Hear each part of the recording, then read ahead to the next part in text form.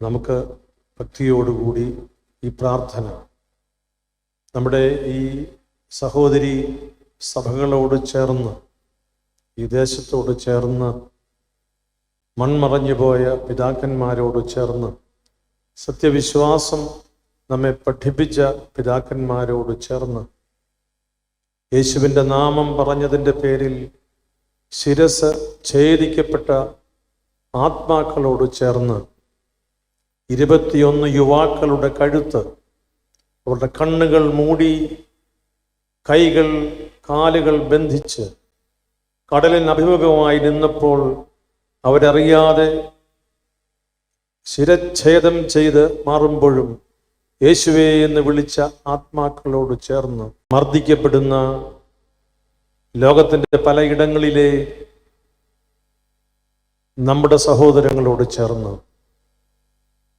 വിശ്വാസത്തിൻ്റെ പേരിൽ പീഡനം അനുഭവിക്കുന്ന എല്ലാ മതവിശ്വാസികളോടും ചേർന്ന് നിഖ്യായിൽ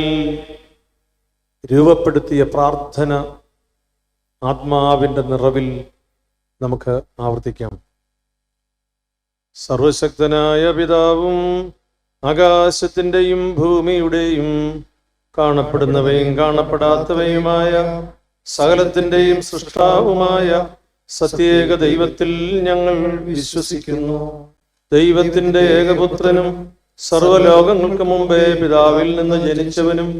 പ്രകാശത്തിൽ നിന്നുള്ള പ്രകാശവും സത്യദൈവത്തിൽ നിന്നുള്ള സത്യദൈവവും, ജനിച്ചവനും സൃഷ്ടി അല്ലാത്തവനും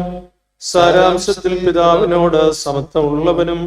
സർവ സൃഷ്ടിക്കും ഹേതുവായവനും, മനുഷ്യരായ ഞങ്ങൾക്കും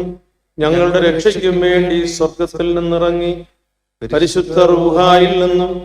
ദൈവമാതാവായ പരിശുദ്ധ കന്യക മറിയാമിൽ നിന്നും ശരീരിയായി തീർന്ന മനുഷ്യനായി പൊന്തിയോസ് പിലാത്തോസിന്റെ ദിവസങ്ങളിൽ ഞങ്ങൾക്ക് വേണ്ടി ക്രൂശിക്കപ്പെട്ട് കഷ്ടത അനുഭവിച്ച് മരിച്ച് അടക്കപ്പെട്ട് തിരുമനസ്സായ പ്രകാരം 3-ാം ദിവസം ഉയർത്തെഴുന്നേറ്റ് സ്വർഗത്തിലേക്ക് കരേറി തന്റെ പിതാവിന്റെ വലത് ഭാഗത്തിരുന്നവനും ജീവനുള്ളവരെയും മരിച്ചവരെയും വിധിപ്പാൻ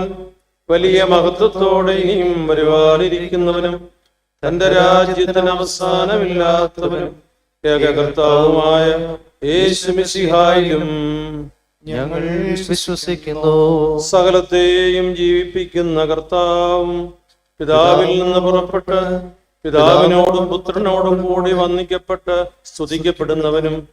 ദിവ്യന്മാരും ശ്ലീഹന്മാരും മുഖാന്തരം സംസാരിച്ചവനുമായി ജീവനും പരിശുദ്ധിയുമുള്ള ഏക റൂഹായിലും കാതോലികവും ശ്ലൈഹികവും